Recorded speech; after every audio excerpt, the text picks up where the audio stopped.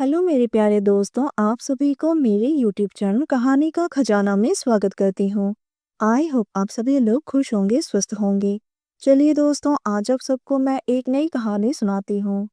हम दोनों में ऐसा जुनून चढ़ गया कि हम दोनों पहले से ही भीगे हुए थे, फिर पसीने से भी तरबतर हो गए।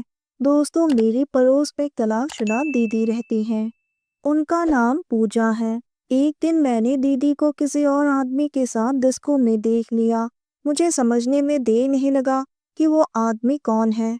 पूजा दीदी बहुत ही कमाल की दिखती हैं। दीदी के घर में उनके साथ उनकी 60 साल की बूढ़ी माँ भी रहती हैं। एक रात की बात है, तब हल्की हल्की बारिश हो रही थी।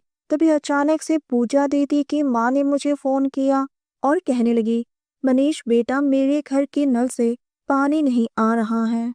तुम क्या एक बार मेरे घर आकर देख सकते हो? मैंने कहा ठीक है आंटी जी, मैं अभी आता हूँ। वहां जाकर देखा तो पूजा दीदी आसमानी रंग की नाइटी में थी, जो बहुत ही ज्यादा टाइट और गहरे गले वाली थी। मैं पूजा दीदी को देखता ही रह गया। तभी आंटी जी की आवाज आई, मनीष बेटा, मेरे बाथरूम में तो एक भी बूंद पानी नहीं आ रहा है, जरा सही से देख लो। मैंने कहा ठीक है आंटी जी। वो पूजा दीदी की खूबसूरती ने आज मुझे एक इंजीनियर से प्लम्बर बना दिया। अब क्या करे दोस्तों, नसीब नसीब की बात है। खूबसूरती इंसान को क्या से क्या बना देता है। आंटी जी की बाथरूम के नल से पानी निकलने का नाम ही नहीं ले रहा था। मैंने कहा लगता है आंटी, बाहर जाकर पाइप चेक करनी पड़ेगी। दरअसल हमारे एरिया की पानी एक ही टंकी से होते हुए आती हैं। आंटी जी कहने लगी, बेटा आज तो प्लम्बर भी नहीं आया है, बाहर बारिश भी हो रही है। मैं कुछ सोचने लगा। तभी आंटी फिर से बोली, पूजा तुम मनीष के साथ चले जाओ और उसको टॉर्च जलाकर लाइट दिखा देना, वो पाइप ठीक कर देगा। मैंने दीदी की तरफ देखा तो वो मुस्कुरा रही थी।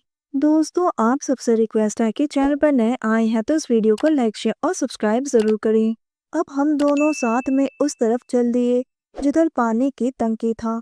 वहां पर कोई आता जाता नहीं था और उधर तक जाने में एक कच्ची रास्ते से होते हुए जाना पड़ता है। उसी वक्त बारिश तेज हो गई और हम दोनों बारिश में गीले हो गए थे। पूजा दीदी तो पूरी तरह से भीग चुकी थी और उनकी नाइटी उनके बदन से चिपक रही थी। पूजा दीदी बोली, मनीष तुम कर तो पाओगे ना? मैंने कहा हाँ दीदी, बस आप मुझे एक मौका तो दो, मैं सब कुछ कर सकता हूँ। तो दीदी मेरी बात सुनकर शर्मा गई। उन्होंने ओके में सिर हिला दिया। मैंने पाइप को चेक किया तो वहां पर ब्लॉकेज था, जो मैंने खोल दिया। इतने में बारिश और भी ज्यादा तेज हो गई। बाहर बिजली कड़कने लगी। तभी पूजा दीदी बोली, यह मोटर हाउस में थोड़ी देर के लिए रुकते हैं। उसने तो मानो मेरी दिल की बात ही कह दी। मैं खुद भी उनके साथ अकेले में रहना चाहता था। हम दोनों ने बात करना शुरू कर दिया। मैंने बातों ही बातों में पूछ दिया कि उस दिन आप डिस्को क्यों गई थी और वो आदमी आपके साथ कौन था। दीदी बोली, तुमको कैसे पता चला और तुम वहां पर क्या कर रहे थे? मैंने कहा वो मैं किसी दोस्त के साथ गया था। दीदी बोली, अरे वो आदमी मेरे ऑफिस में मेरे बॉस है, हम थोड़ी देर के लिए वहां पर टाइम पास करने गए थे। मैंने भी हंसते हुए बोला, हाँ वहां पर टाइम पास अच्छी होती हैं। इस बार वो भी हंसती और बोली, तुमको सब पता है डिस्को के बारे में? मैंने कहा हाँ, मैंने आपको डिस्को में डांस करते हुए देखा है। आप बहुत ही अच्छा डांस करती हैं। क्यों तुम अपने वाली के साथ नहीं करते हो? मैंने कहा अब क्या करे, मेरी नसीब तो इतनी अच्छी नहीं है जो आप जैसी कोई होगी। तो वो बोली, अच्छा जी, तो उस दिन वो लड़की वहां पर तुम्हारे साथ डिस्को में क्या कर रही थी? मैंने बोला, कौन सी लड़की? वो बोली, जब तुम दोनों डिस्को से बाहर जा रहे थे तब मैंने भी तुमको देख लिया था। मैंने बोला, हम बाहर ना जाए तो क्या करे दीदी, क्योंकि मुझे डांस करना नहीं आता था, इसलिए वो रूठ गई और हम बाहर आ गए। तभी दीदी बोली, बस इतनी सी बात है, चलो ठीक है, आज मैं तुम्हें डांस सिखाऊंगी। उसी वक्त आंटी जी का फोन आ गया तो दीदी ने झूठ बोल दिया कि वो मेरे घर में है।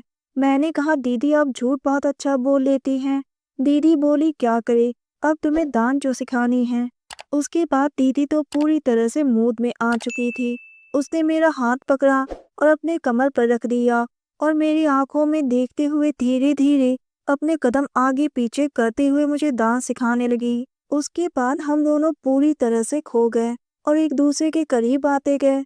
हम दोनों को ऐसा जुनून चढ़ गया कि ये तक भूल गए कि हम दोनों मोटर हाउस में हैं। हम दोनों तो पहले से ही बारिश में भीग चुके थे, अब तो पसीने से भी तरबतर हो गए। कुछ देर के बाद दीदी बोली, तुम इसी तरह से मेरे साथ हर रोज डांस करना। मैंने भी हंसते हुए कहा, जैसा आप ठीक समझे। उस दिन के बाद से मैं पूजा दीदी के साथ डिस्को जाने लगा। दोस्तों, आप सबने अपना कीमती समय निकालकर इस वीडियो को सुना, इसके लिए आप सभी को धन्यवाद करती हूँ। धन्यवाद दोस्तों।